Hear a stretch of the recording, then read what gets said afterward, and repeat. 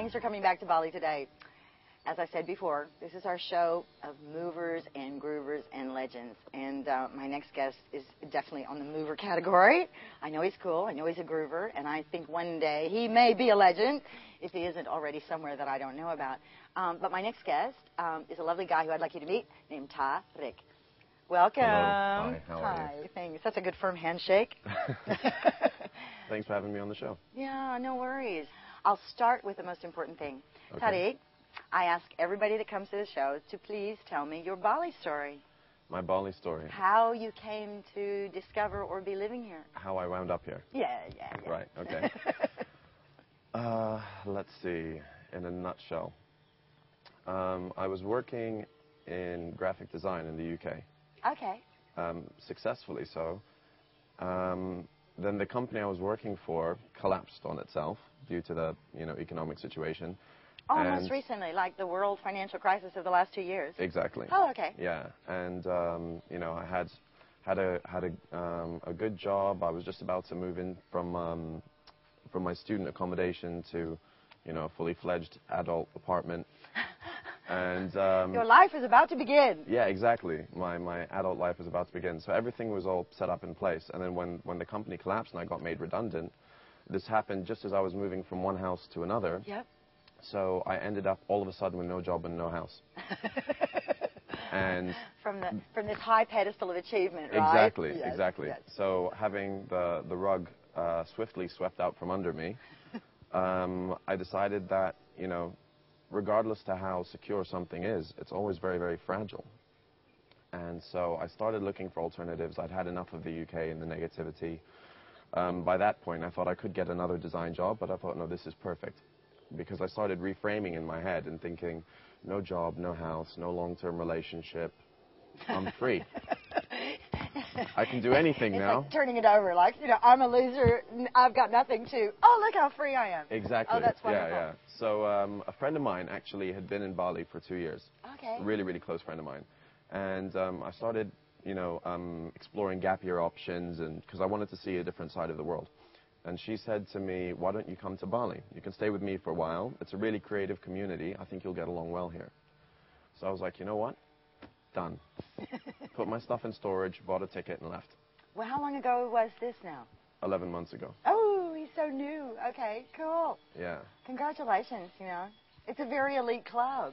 Oh, yeah, it feels that way. Yeah. Definitely. And this is the beauty. Everyone has an amazing story Yeah. as to why. Very few people went, oh, my life aspiration is to go and live my life on Bali. Well, me maybe, but, most people.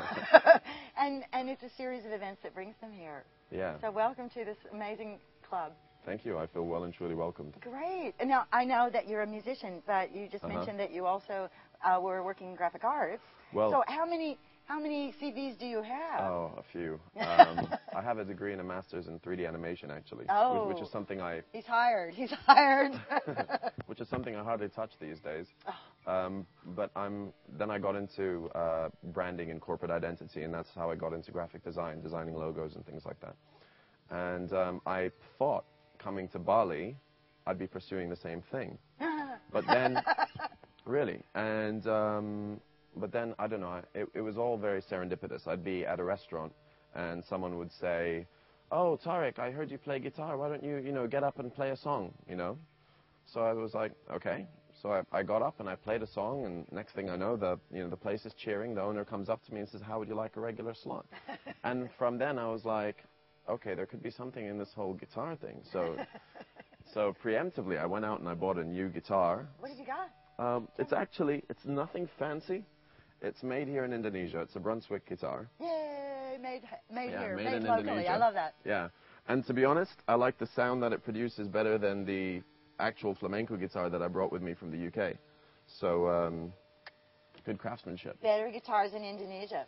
That's good. That's good to know.